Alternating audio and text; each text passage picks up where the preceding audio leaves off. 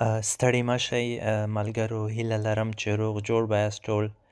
په دې لنډه ویډیو کې د ځینو تورو غږونه در سره اشنا کومه، په ځانګړې توګه زموږ د کوزې پښتونخوا ورونو لپاره.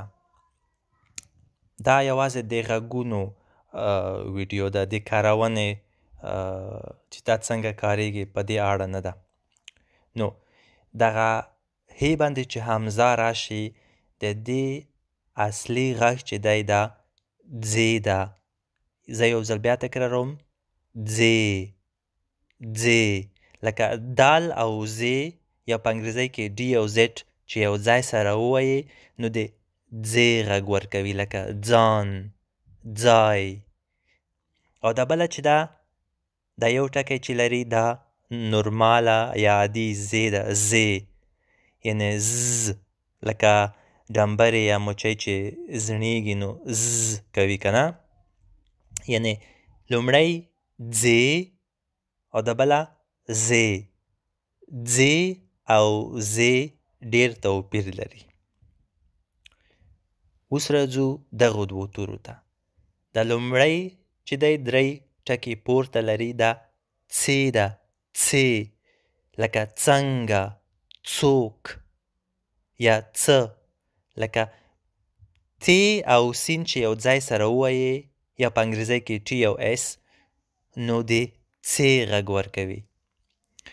او دا بل چې دی دا عادي سین دی، لکه څه، څه غږ ورکوي، یعنې لومړی څه بل څه، څې څې، څې څې، یعنې ډېر توپیر لري په غږ کې. اوس دغو غږونو ته راځو.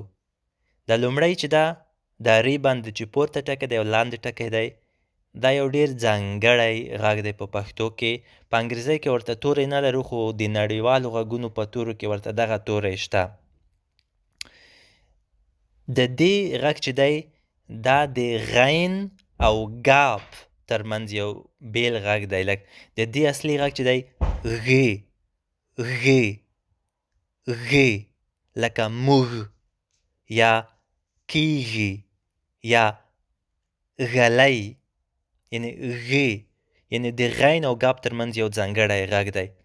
او دا بل چې دی دا خو عادي ګ غږ لري، لکه ګې، ګاف که نه، ګ، یعنې غې او ګ، غ ګ، ډېر توپیر سره لري که پام ورته وکړئ. اوس راځو دغه توپیرونو ته. دا یو لومړی چې دی دا شین دی، لکه ښ، دا نرم غږ لري او په یوسفزۍ کې په د ښې غوندې تلفظ کېږي، لکه کیڼ خواته یا چپ طرف ته.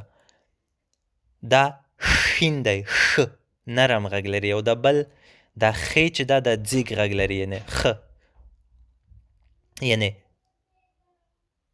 ښه ښه، ښه ښه، یعنې ډېر توپیر لري. لکه پښتو، یعنې په شین به یې لیکو، پښتو یا پښتونخوا یا ښکلی، ښایسته. دا پښتو یا پښتونخوا یا ښکلی نه راځي بلکې ښکلی. نو دا وه د غږونو لنډه ویډیو. هیله لرم چې توپیر یې زده کړئ او خوښه شوې وي له نورو سره یې هم شریکه کړئ.